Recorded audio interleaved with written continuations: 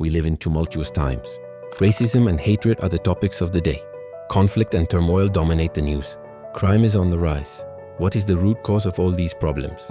I propose today the answer that historic Christianity has given for the past 2000 years, and Judaism before it. The root of mankind's problems is human depravity. When I say human depravity, what I mean is that the nature of each person has been tarnished by sin, so that we naturally act in selfish, sinful, and corrupt ways.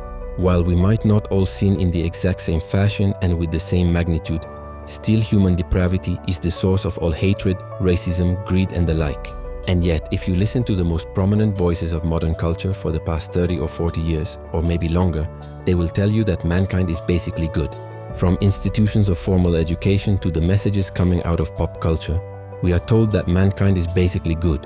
We are told that if you clear societal and structural obstacles out of his path, mankind will naturally do what is right. In this section, I want to counter such claims.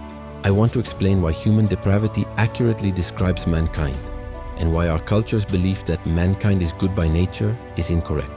Why does this matter? Because if you misdiagnose the source of humanity's problems, you will propose solutions that won't really solve the problems.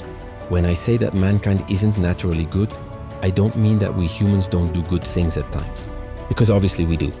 I also don't mean that we aren't valuable. What I mean is that our natural inclination is to be selfish. When I say that mankind isn't naturally good by nature, I mean that we need continued encouragement that we should love our neighbor, or we may not do so.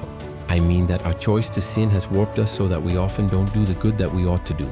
Human depravity became a possibility when God created us with free will. Free will naturally entails genuine freedom to choose between obedience to our Creator's commands or not. God created us to love Him and to be loved by Him. Yet love is not love unless there is a genuine ability to choose to be devoted to another or not.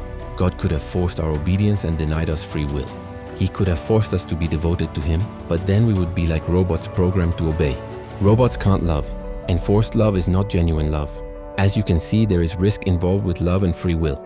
Not only did Adam and Eve choose to abuse their God-given gift of free will and choose to sin, so too have each of us. As I described in chapter 1, sin, our greatly underestimated problem. Sin corrupts us so that we become morally weak and thus acquire a penchant to commit more sin. Depravity is the natural consequence of the choice to sin. The more we sin, the more desensitized we become to it. Our disobedience has marred even human nature. Because of this, even our good deeds are often tainted by self-serving motives. Often, we do that which is right, not solely because doing good pleases God, because it will benefit us in some way.